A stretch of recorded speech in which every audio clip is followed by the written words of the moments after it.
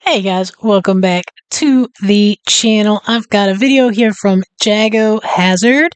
This one is the London Underground's over-designed stations. So I'm excited to see some gorgeous train stations in this one. I will link this video in the description as always, but let's go ahead and jump into it.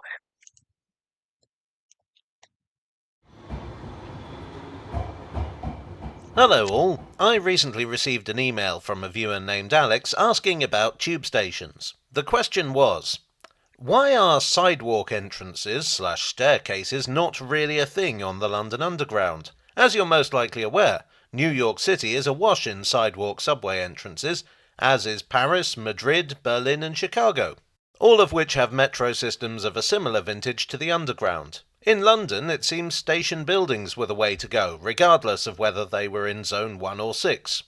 This is an interesting point, and one with many facets to it. Let's talk about subway entrances. Now, before we go... So is it just the actual stations? Those are the only entrances to subways?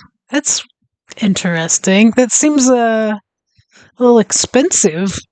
any further, I'm going to say subway when talking about the general concept because different cities gave different names to their systems. Underground, metro, U-Bahn, what have you. What I'm specifically talking about is railways that run under cities.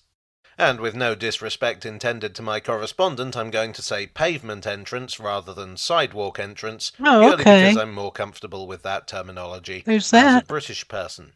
A pavement entrance is a minimal structure providing access to the station. It's basically a hole in the road. There will be a staircase, perhaps also an escalator leading down to the station proper. There may be a roof over it for shelter. These days there may also be a lift for step-free access. Perhaps the entrance is built into the side of a building. But what London's more famous for is station entrances like this. This is one of the famous Art Nouveau buildings designed by Leslie Green, perhaps the most iconic architectural design of the London Underground. If these aren't the most iconic, then perhaps Charles Holden's later modernist designs are. It's not as simple as London has surface buildings other cities don't, because when it comes to transport history, nothing is ever simple. So I will be generalising a bit. The thing about the London Underground is that it was the first subway system in the world. The first line was the Metropolitan Railway, which first opened in 1863 and was, in essence, just a conventional railway that happened to run below street level. In fact, when you get out of central London, Metropolitan railway stations are basically indistinguishable from main-line railway stations. Look at Chesham here. But in the city, it was realised that sacrifices could be made. It was intended from the start that the service would be very frequent, running every few minutes at peak times. Therefore, there was no need to include such features as toilets or waiting rooms. What was needed was a booking hall where you could buy tickets. There were no ticket machines in the 1860s, you needed a bloke in an office.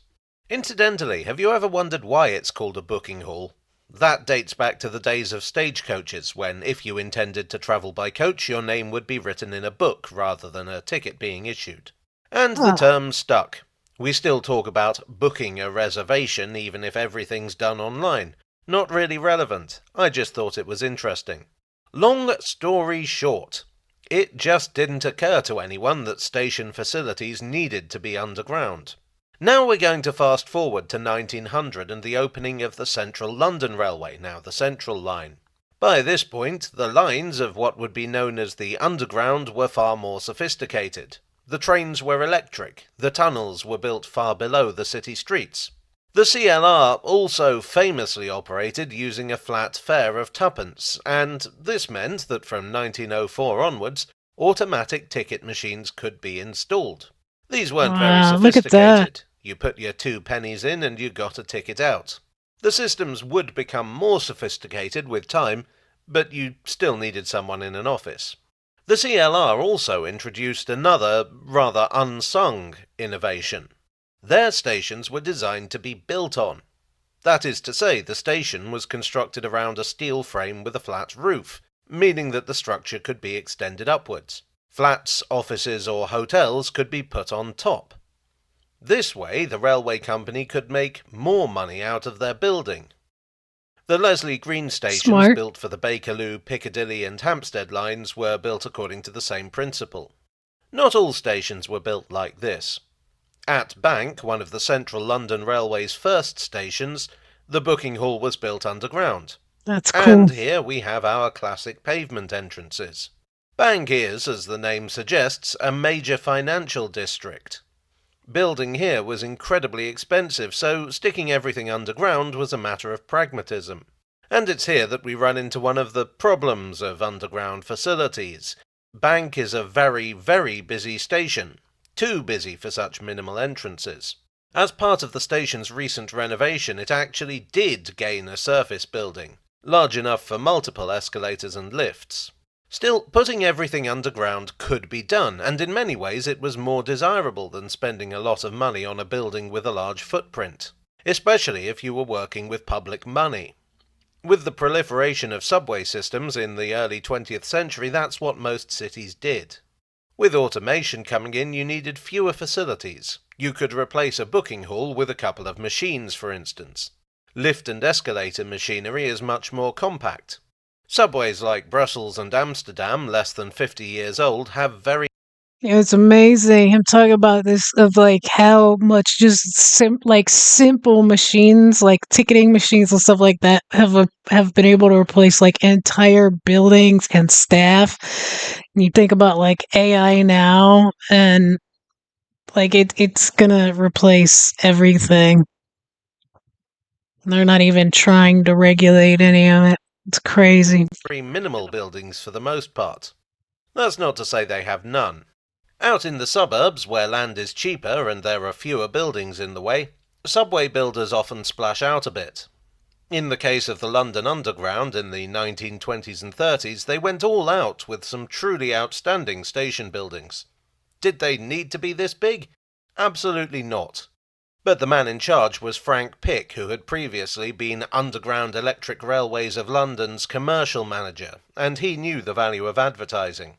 The stations were intended to be giant adverts, focal points to attract housing developers and draw the attention of new residents. And they often incorporated parades of shops to bring rental income in. But while they were doing this in the suburbs, they were downsizing in central London. The introduction of escalators meant that many of the old Leslie Green stations were no longer suitable. So the Underground group rebuilt and in many cases took the opportunity to put everything underground. Here at Hyde Park Corner there are pavement entrances, but the older, fancier entrance is very much still in evidence, now a restaurant. However, as happened at Bank, minimal facilities can backfire. The Victoria Line was built in the 1960s, a time when the purse strings were being pulled tight. Most of the stops were built into existing facilities. The only completely new surface building was at Black Horse Road, where there was also a railway station. But this meant that even the suburban stations quickly began to suffer from overcrowding in rush hour. It's an ongoing problem.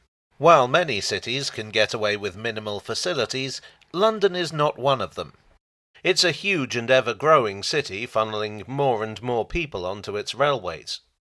Some of the most modern stations on the Underground get to have their cake and eat it. I'm specifically thinking of the Jubilee Line stations that opened in 1999.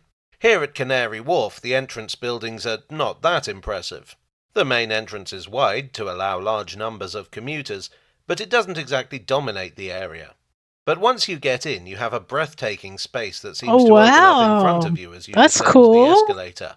So, why subways go for pavement entrances without That's surface really buildings is nice. simple enough to answer.